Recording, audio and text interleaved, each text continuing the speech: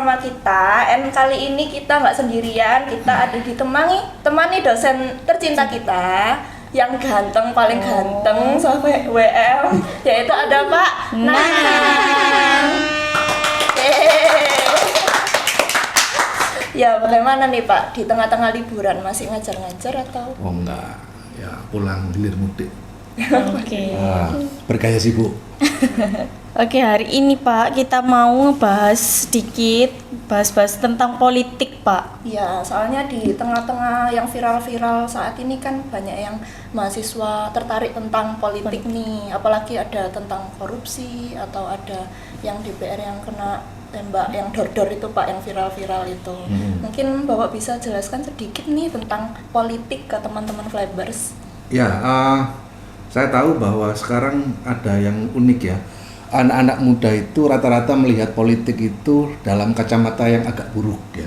Iya, betul. Kotor gitu-gitu. Tapi harus dilihat bahwa politik itu punya banyak wajah. Jadi wajah pertama misalnya wajah kekuasaan. Jadi memang tujuan orang main politik untuk kekuasaan. Tapi yang harus dilihat bahwa yang penting kan kekuasaan untuk apa. Nah, itu yang harus dilihat. Wajah kedua adalah politik itu sebetulnya bukan hanya kekuasaan tapi cara bersama untuk mencapai tujuan bersama. Untuk itulah kekuasaan diperlukan. Jadi kalau tidak ada politik, kita tidak akan bisa mencapai tujuan bersama sebagai suatu komunitas atau masyarakat.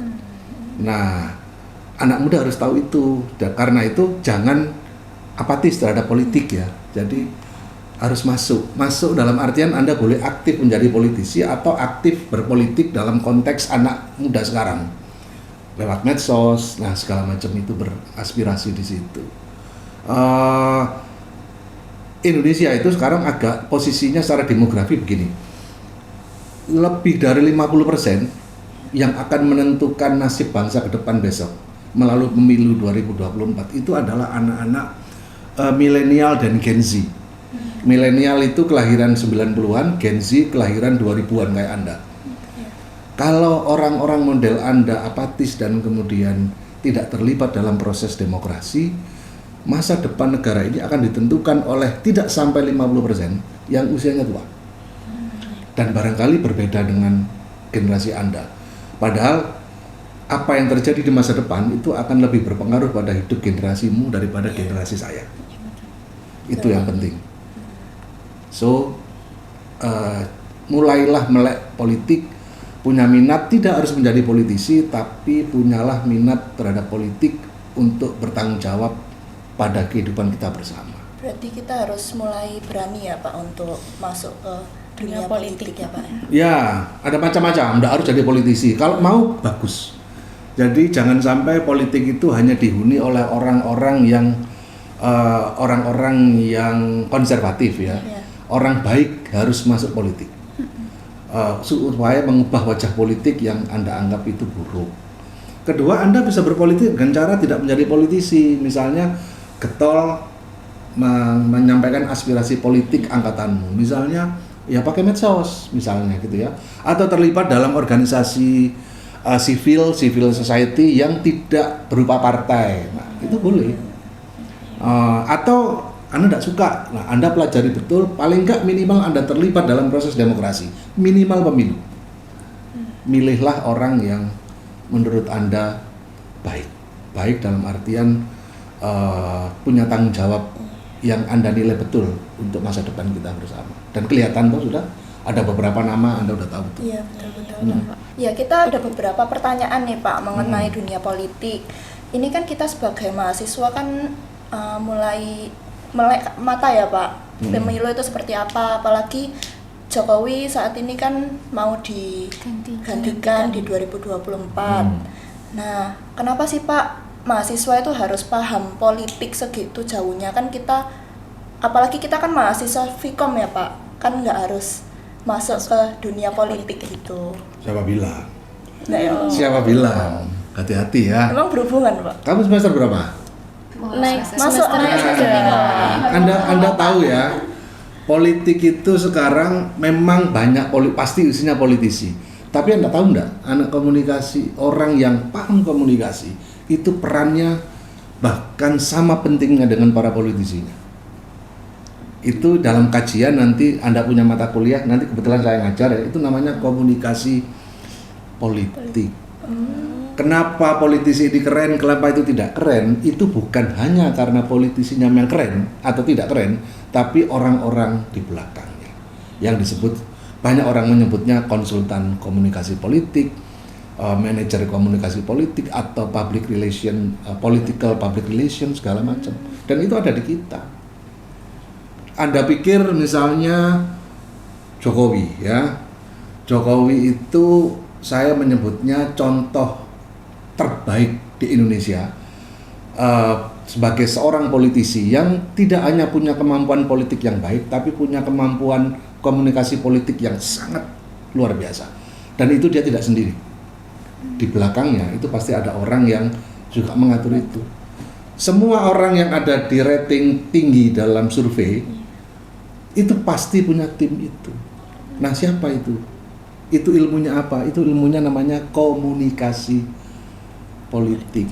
Sehebat apapun politisi, kalau cara berkomunikasinya buruk, nggak akan jadi. Dan itu ada di Anda, karena berpolitik sekarang beda dengan berpolitik zaman saya. Dulu orang berpolitik di pasar-pasar, di televisi, media mainstream. Sekarang kan enggak. Anda tahu di mana kan? Di mana? Media sosial. Iya. Siapa yang suka main medsos? Kita semua. Iya, politisinya tua. Tapi dia bisa muncul di semua medsos. Dari mana dia bisa di situ? Dari generasi kita ya Pak ya. Orang-orang yang ahli itu tidak harus usia muda, tetapi usia kayak saya juga bisa kalau saya ahli. Tapi Anda itu kan natural dengan medsos. Kalau saya kan harus belajar. Itulah. Makanya orang komunikasi itu harus berpikir ini tidak hanya sebagai tanggung jawab sebagai warga negara ya, tapi juga ini bagian dari profesi. Yang itu sekarang PR paling keren itu kan salah satu di antaranya kan ya ini, political PR. Anda pikir Erick Thohir gitu yang keren itu ya? Memang keren, ya memang dia keren, tapi dia tidak akan sekeren ini tanpa ada, ya itu yang kita pelajari, tanpa ada memikirkan pesan apa yang dia kirim, caranya bagaimana, melalui siapa, channelnya apa. Nggak menyinggung seperti apa gitu ya Pak? Iya. Nah, bentar lagi kan mahasiswa pasti ada memilih untuk pemilu 2024. Nah, itu isu-isunya apa yang harus dimunculkan? Begini, pasti isu pemilu nanti itu terkait dengan pertama tokoh, ya. Orangnya Anda tahu kan, misalnya kalau kita presiden yang paling gampang ya. Presiden itu paling yang sekarang banyak dibicarakan 3 nama itu. Anies Baswedan, Jokowi, dan Ganjar Pranowo. Yang baru. Nah, di luar itu ada beberapa nama tapi sepertinya kurang signifikan. Kedua, itu yang harus Anda perhatikan, jangan hanya fokus pada orang. Fokus pada narasinya. Ngomong apa orang itu? Janji apa? Jadi kalau ada politisi berjanji, Anda jangan sinis dulu. Karena tugas politisi, salah satu pekerjaannya memang janji. Ya kayak pacar-pacar kita itu, dia kan selalu janji. Boleh, Anda kan janji. Iya betul. Masalahnya adalah apakah dia punya komitmen untuk menepati janjinya dan seperti apa, itu yang diukur. Jadi jangan larang politisi berjanji, sebagaimana Anda jangan melarang pacar-pacarmu berjanji. Biasa itu. Tapi yang dilihat janjinya. Nah, maka perhatikan janjinya, tidak hanya orangnya. Itu akan kelihatan. Ketiga, fokus pada rekam jejak. Jadi ya, profil orangnya, narasinya, rekam jejak. Karena ada satu hukum dalam politik begini, jangan pernah percaya apa yang diucapkan politisi. Jangan pernah. Percayalah pada apa yang pernah dilakukan politisi itu. Karena bisa jadi itu beda. Kepentingan politik tertentu akan membuat politisi berjanji semau-maunya, tapi rekam jejak tidak bisa dibohongi. Nah, itu lihat aja. Berarti itu yang membuat masalah. Dilakukan ya Pak ya? Iya, kan Anda bisa search di Google, di YouTube, kelihatan. Karena apa yang dibicarakan orang-orang tuh kan kayak orang ini loh lebih baik ini, yang ini nggak baik.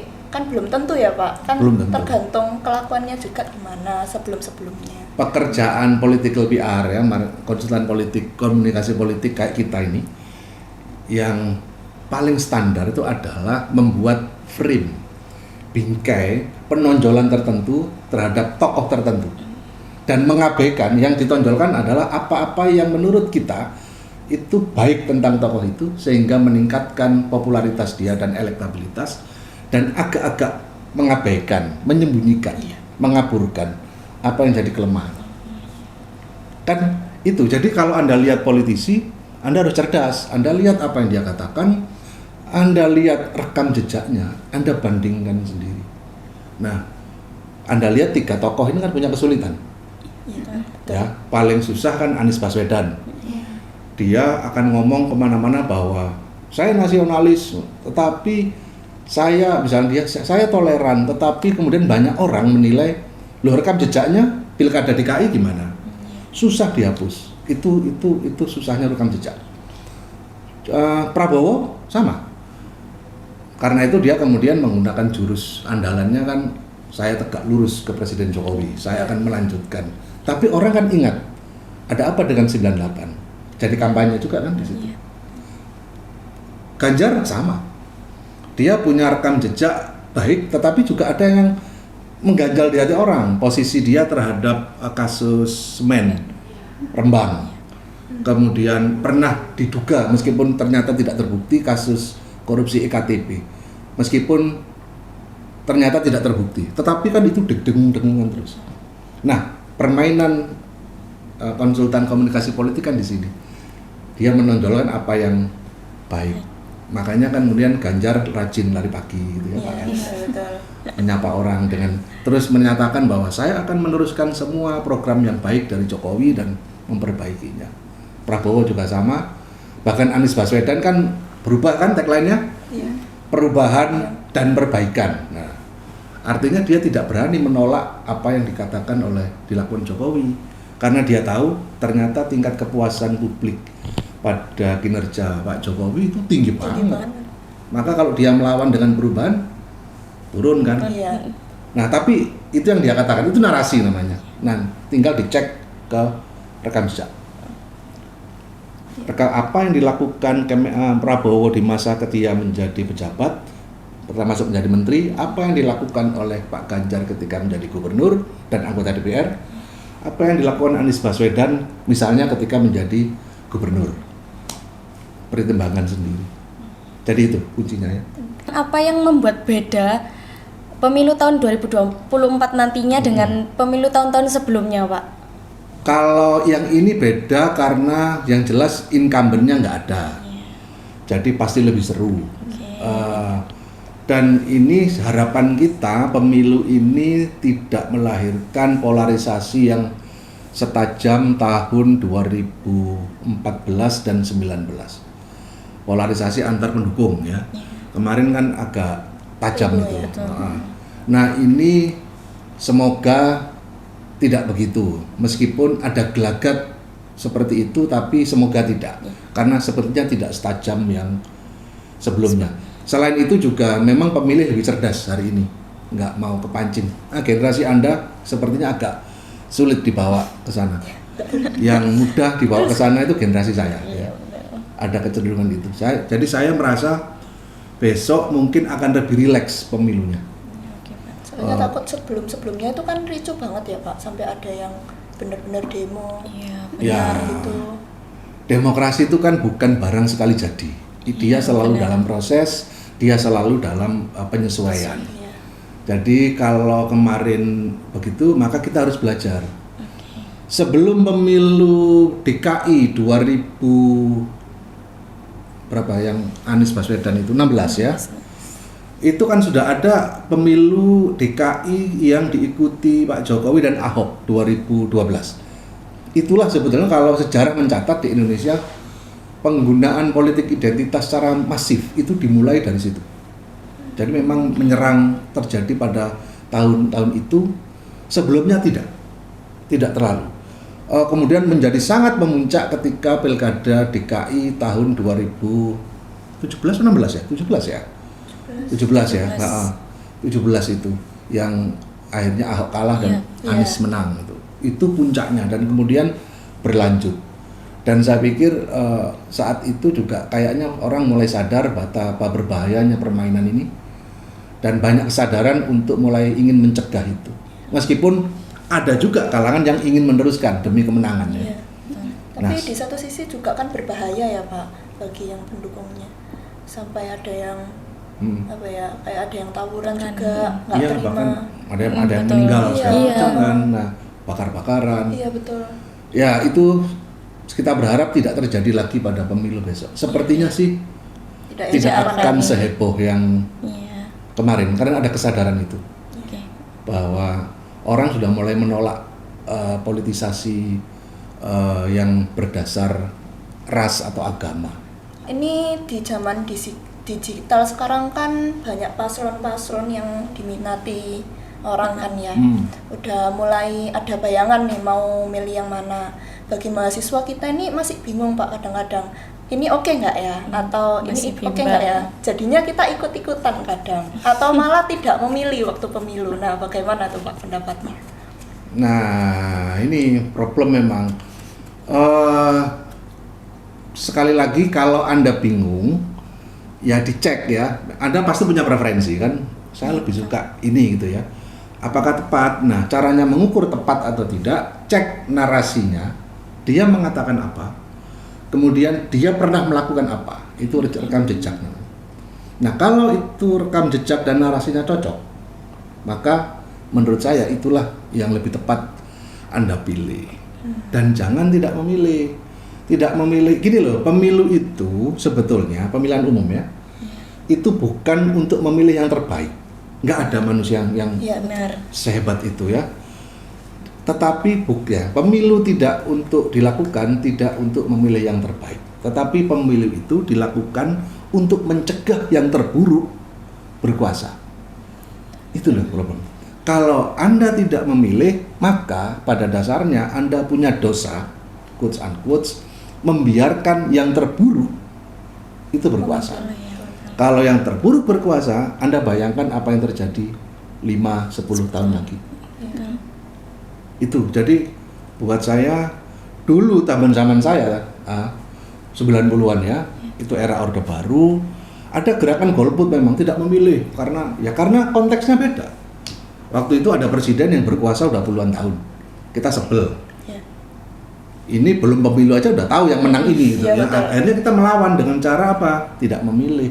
Nah, kalau cara pikir itu diterapkan sekarang nggak cocok. Karena demokrasi sudah dibangun, kita tidak tahu siapa yang menang. Maka kita berjuang untuk memenangkan orang yang kita anggap baik untuk bangsa ini. So, memilih buat saya itu kewajiban buat warga negara. Berarti jangan jadi kebiasaan ya Pak, jadi golput itu, tim golput. Soalnya sebelumnya di orang tua saya itu banyak yang gak usah milih ngapain ya, percuma milih, itu ya pasti yang menang itu. Itu dulu kan. Iya. Sekarang Anda tidak bisa begitu. Anda ingat ya, misalnya gini, contoh simpel ya. Saya bukan mau preferensi politik ke orang tertentu, tapi Anda pasti bisa baca preferensi saya. Tapi ini logika saya. Misalnya gini, Anda tahu soal kenapa misalnya ada program sekarang yang buat saya keren, yaitu adalah namanya hilirisasi industri. Apa itu Pak? Pelarang, misalnya gini, pemerintah ini melarang ekspor bahan baku nikel, bauksit segala macam dalam bentuk mentah.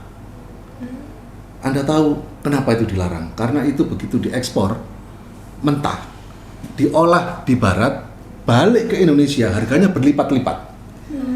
Dan siapa yang diuntungkan oleh proses itu ya yang mengimpor. Iya. Karena apa? Industrinya di sana, Iya. lapangan tenaga kerja di sana. Nah, ini sering ada larangan, dilarang diekspor, dan kalau orang lain, negara lain mau memanfaatkan, bikin pabrik di Indonesia. So, kita menikmati putaran ekonominya. Dan itu memang hak kita, karena itu punya kita. Iya. Dan sekarang digugat di luar negeri, di WTO, Pengadilan Dagang Dunia. Indonesia kalah. Ini lagi banding. Ini adalah salah satu program yang menurut saya itu luar biasa, karena nyali ya, berani melawan seperti itu. Anda tahu sekarang, kalau saya milih presiden, maka saya akan lihat itunya dulu. Ini presiden yang saya pilih, kira-kira akan melanjutkan ini atau tidak? Karena Anda tahu kalau kemudian itu dipilih orang lain dan dia kemudian berpotensi untuk mengubah kebijakan ini, Anda tahu akibatnya. Ke depan industri itu mengarah ke industri yang bersih, listrik. Sekarang problem terbesar selain teknologinya itu kan baterainya. Iya. Nah, bahan bakunya ada di mana? Cina dan Indonesia. Inilah masa depan. Nah, makanya saya akan milih presiden yang memikirkan masa depan dengan cara-cara seperti itu. Itu cara melihat narasi. Anda bisa menduga saya milih siapa pasti ya, tapi Iya. no problem, saya nggak ngomong ya. Iya. Tapi itu caranya mengecek rekam jejak dan narasi. Nah, ini mungkin bisa menjadi referensi kita Iya, ya waktu betul. memilih Pemilu pemilu nantinya. nanti di 2024. Pesan untuk mahasiswa nih, untuk para pemuda-pemudi menjelang Jelang pemilu pemilu 2024 nanti. Kok ada pesan-pesan Baran? Pesan Iya, kita pesan. Pesan itu kemana ya? supaya tidak salah langkah nih nanti. Tidak Ya, salah pemilih. mulailah punya kesadaran politik. Ya. Oke. Politik itu jangan melihat politik sebagai sesuatu yang jauh di luar sana, tidak akan menentukan hidup kita. Politik itu seperti udara yang masuk ke hidung kita setiap hari. Cuman kita tidak menyadarinya. Anda tahu, misalnya Anda salah pilih wali kota, tiba-tiba besok depan rumah Anda sampah akan numpuk. Karena apa? Tata kelola kota yang buruk. Anda benar memilih wali kota, dalam 3-4 tahun tiba-tiba Anda tanpa sadar, tiba-tiba hidup Anda lebih nyaman. Tidak langsung mendapat sesuatu keuntungan, tapi sebagai warga negara kita untung. Jalan menjadi bersih, tidak macet, tidak banjir, nah gitu-gitu. Secara nggak langsung kita kelihatan mata lah Pak, apa perubahannya gitu nanti. Iya. Jadi politik itu mengubah wajah public utility segala macam. Lihat itunya. Jadi kalau Anda mengabaikan politik, pada dasarnya Anda mengabaikan kebaikan bersama. Kembali ke demokrasi tadi ya Pak. Ya, Iya. so lakukan apa yang bisa Anda lakukan. Minimal Anda memilih, minimal. Kedua, Anda beraktivitas membuat aspirasi politik tertentu melalui apa yang Anda bisa, saluran Anda bisa, media sosial, atau Anda kemudian aktif dalam organisasi massa non politik tapi punya tujuan common goods, ya. Atau keempat, sekalian jadi politisi. Berjuanglah untuk berkuasa dan tunjukkan untuk apa kekuasaan itu. Oke, Gitu. kita langsung masuk ke game-nya. This or that. Ada beberapa pertanyaan nih Pak. Ada Saya nggak 6. suka gitu. Tinggal memilih Game Pak saya ini. nggak suka. Memilih yang paling seret di hati. Yang pertama Pak, partai besar tapi paslonnya nggak terkenal, atau partai kecil tapi paslonnya terkenal. Nah, susah nih sepertinya. Sulit Iya, untuk soalnya memilih. saya fokus ke paslonnya. Oke. Lebih ke paslonnya Kak, terkenal terkenalnya nggak menarik. ya, Pak. Kalau Anda bertanya paslonnya misalnya komit gitu lebih menarik ya. Iya, Kalau terkenal betul. kan siapa yang Coldplay itu Aldi Taher Aldi Taher. terkenal ya. Betul. Partai besar itu juga belum tentu partai itu benar. Betul. Sama-sama buruknya itu. Kadang partai kecil yang lebih benar. Tapi mungkin partai iya, besar ya, betul. lebih Lebih ke partai besar. enggak, partai kecil juga Iya. ada yang nggak benar, ada yang benar juga. Tapi partai besar setidaknya dia menunjukkan sesuatu. Mungkin kalau pilihannya sama buruk, saya pilih Partai besar tapi Tapi paslonnya passionnya nggak nggak terkenal. Oke. Lebih mending pemimpin berlatar belakang akademik, militer, atau yang latar belakangnya pemimpin yang agamis, Pak? Lebih mudah menghadapi pemimpin pakai senjata laras pandang daripada dengan kitab suci. Iya. Saya lebih suka berhadapan dengan senjata. Paling enggak orang itu jujur mau nembak kita. Iya, betul. Yang satunya Iya. Nggak A, nggak B. ya senjata paling berbahaya di dunia itu bukan senjata yang fisik, senjata yang simbolik. Pemimpin muda yang paham dengan isu-isu saat ini atau pemimpin yang sudah berpengalaman? Berpengalaman apa? Berpengalaman korupsi atau apa? Aduh. Wah, berpengalaman sudah semuanya dilakuin sebenarnya. Karena ya saya tidak tahu. Mungkin kalau harus memilih saya pilih. Tapi begini loh, disclaimer-nya itu. Muda itu bukan hanya usia. Jangan salah Anda. Muda itu semangatnya, cara berpikirnya. Anak muda dia bisa tua loh cara berpikirnya, hati-hati loh. Orang tua bisa juga berpikirnya muda. Jokowi itu tua, 60 lebih, tapi cara berpikirnya dia jauh lebih muda dari siapapun pemimpin yang ada. Aldi Taher itu muda, tapi cara berpikirnya lepas dari kelucuannya ya, itu sangat mencerminkan pikiran sangat konservatif. Misalnya dia bilang, kalau saya jadi anggota DPR, saya akan baca kitab Al-Quran di depan di DPR. Lucu, menyegarkan, ini aneh gitu ya, tetapi sebetulnya kita kan tahu ada banyak problem itu. Memang kitab suci itu source moral ya, tetapi how to do itu kan butuh skill yang lain. Orang-orang kayak Aldi itu bagus untuk mengingatkan anggota DPR yang tidak benar itu. Tetapi kalau kita letakkan harapan kita di orang model Aldi Taher, itu dangerous. Dia memang bisa mengacaukan, tapi dia tidak akan bisa mengubah arah. Itu loh, itu mudah. Terus harus pilih yang mana? Ya sulit sih Pak. Ya dengan asumsi bahwa muda itu mesti muda, ya saya pilih muda. Pilih golput atau salah pilih memimpin, Pak? Mending salah. Mending salah. Paling tidak kita melakukan sesuatu. Mending ambil resiko melangkah timbang tidak ya Pak. Ya. Cukup sampai sini sih Pak. Terima kasih banyak sudah meluangkan waktunya di tengah kesibukannya. And bagi Flappers, terima kasih udah nonton konten kami kali ini. And see you in the next time. Thank you, bye bye.